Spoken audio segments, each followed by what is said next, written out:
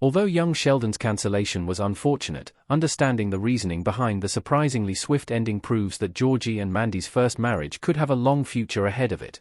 Georgie and Mandy's first marriage title makes more sense for viewers who are familiar with both young Sheldon and The Big Bang Theory than for newcomers. In The Big Bang Theory Season 11, Episode 23, The Sibling Realignment, George's older self mentioned an ex-wife, implying he was divorced or separated from at least one former partner. In young Sheldon's ending, Georgie married Emily Osment's older weather forecaster, Mandy. Thus, the main challenge for Georgie and Mandy's first marriage was explaining how and why this seemingly happy couple ended up separating before the events of The Sibling Realignment. Although Georgie and Mandy's first marriage Season 2 could feature this much-discussed divorce, it seems more likely that the sitcom spin-off will take a while to get around to it. Young Sheldon always had to end with George SR's death. The Big Bang Theory already revealed when Sheldon's father died. George, Sheldon, and Mary in Young Sheldon. Custom image by Anna Dumarag. For fans of Georgie and Mandy's first marriage, young Sheldon's cancellation could seem like a worrying precedent. The Big Bang Theory spin-off was the most popular sitcom of 2024 when the show was cancelled, so the fact that the ratings of Georgie and Mandy's first marriage have never matched young Sheldon's finale seems worrying. However, it is vital to note that young Sheldon's ending had nothing to do with its popularity and everything to do with its storyline. Like Georgie and Mandy's first marriage, young Sheldon's entire story was predicated on a little lore from The Big Bang Theory. In the original show, Sheldon mentioned that his father died in his early teens. As such, the ending of young Sheldon was set in stone before the series even began. The show's creators knew that the death of George Sr. would be a pivotal moment of growth for Sheldon, as it preceded his move to Caltech. Thus, the end of young Sheldon was always predetermined. At first glance, this news may not seem reassuring for fans of Georgie and Mandy's first marriage at all. After all, young Sheldon's spin-off also has a preordained ending, in that its central titular couple eventually needs to separate. However, the nature of these events is very different, and this is where Georgie and Mandy's first marriage benefits. Young Sheldon's ratings prove the show could have continued. The Big Bang Theory spin-off was 2024's biggest sitcom.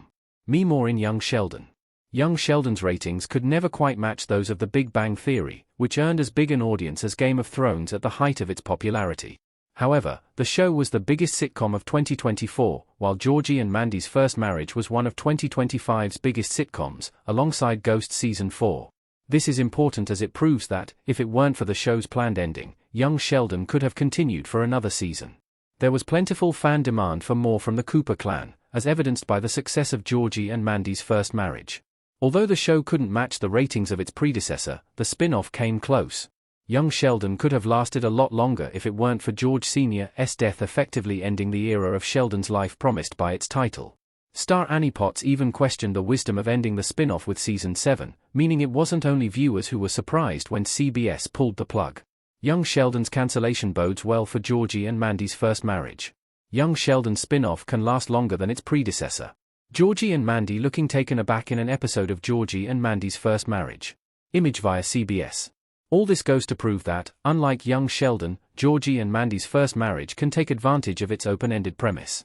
The title might allude to the couple's impending separation, but the spin-off doesn't necessarily need to end with their divorce since they'll still be co-parenting cease. While Young Sheldon had to end for good with George Sr.'s death, Georgie and Mandy's first marriage can continue well after the duo breaks up.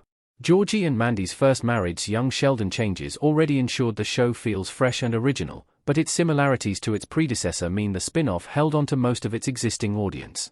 Georgie and Mandy's first marriage doesn't need to end with the conclusion of the eponymous marriage, as the two co-parents will be just as engaging after this breakup as they were before. Furthermore, the spin-off allows Young Sheldon fans to find out what the Cooper family has been up to since the show ended, and future seasons can continue this. Georgie and Mandy's first marriage tells Georgie and Mandy's stories, but it also tells viewers what happened to Meemaw, Mary, and Missy after Young Sheldon's ending. The series has also introduced compelling original characters like Mandy's brother Connor, who viewers now care about just as much as the central couple.